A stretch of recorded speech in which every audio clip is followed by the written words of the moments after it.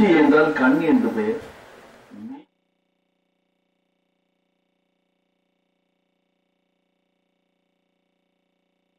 நான் கவிதை எடுக்க பழகினேன்.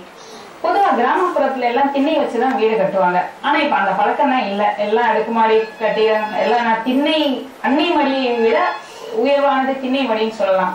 சோ அந்த திண்ணை மடியை நாம எப்படி இழந்துட்டு இருக்கோம் அப்படிங்கிற ஒரு வேதனையை நான் பதிவு செஞ்சிருக்கேன் கவிதையா. அம்மா அடித்த போதும் அப்பா கடிந்த போதும் தஞ்சம் புகுந்தது திண்ணையின் மடிகளில் தான். விடுமுறை நாட்களில் எங்கள் பால்யங்களை வளர்த்து விட்டது திண்ணைகள் தான். வருவோர் போவோர்க்கெல்லாம் விருந்தினர் மாளிகையாய், விருந்தினர்களுக்கோ இளைப்பாறும் மண்டபமாய் காற்றாட கிடந்த திண்ணைகளை இன்று காண முடிவதில்லை.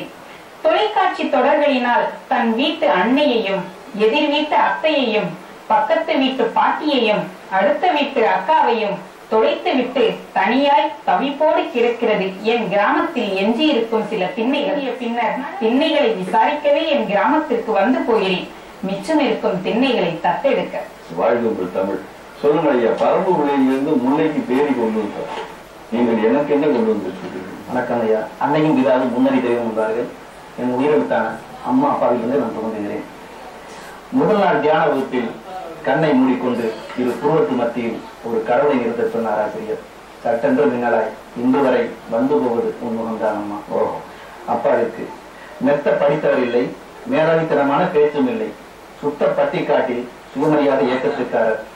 உள்ளத்து வார்த்தையாகவும் உண்மையின் பக்கம் இருக்கும், நேர்மையை நிறைய நேரம் நிம்மதியை கெடுத்து நிற்கும் ஓர்க்குணமிக்க நாத்திகர் அவரை எனக்கு முதல் வார்த்தையார். ஆர்ப்பரிக்கும் கடலின் மேற்பரப்பல்ல அவரின் அன்பு, ஆழ்கடலின் அமைதியில் அன்பு நிரம்பி கிடக்கும் இரண்டாம் நாள். கண்ணை மூடி அந்த உருள் இடத்தை பார்ப்பது என்பது ஆன்மீகத்தில் ஒரு பயிற்சி. அதை கூட நம் தமிழ் பாட்டாக்கி வைத்திருக்கிறது. கண்புருவும் நடுக்கு ஒரு கூட்டு உண்ணும் திற கண்ணன்களை ஆட்சி என்று. கண்புருவும் நடுகே ஒரு கூட்டு, அதை கண்டு கட்டி உண்டு திற கண்ணன் விளையாட்டு உனக்கு தெரியும் என்று இந்த மன்றம் பதிவு. ஆண் நட்பு வந்து தொடர்ந்து வருது, ஆனா பெண் நட்பு வந்து அதெல்லாம் தொடர்வதில்லை. அது ஒரு இயக்கமாவே நான் ஒரு பதிவு செஞ்சிருக்கேன்.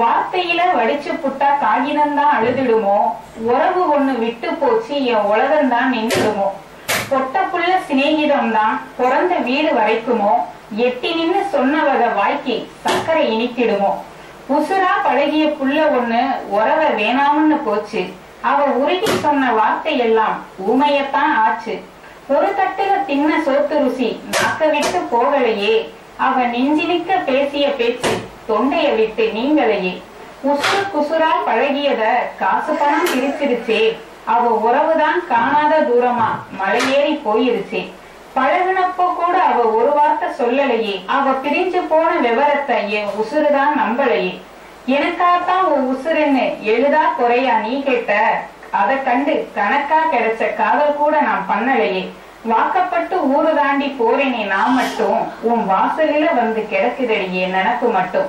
என்னுடைய பெண் நட்பு பிரிந்த போது நான் உருவாக்கியிருந்தேன். ஓவியம் போலவே உங்களுடைய வரிகள் வாக்கப்பட்டு போன நட்பு என்ற ஒரு அற்புதமான சொல்லாட்சியை பதிவு செய்கிறீர்கள்.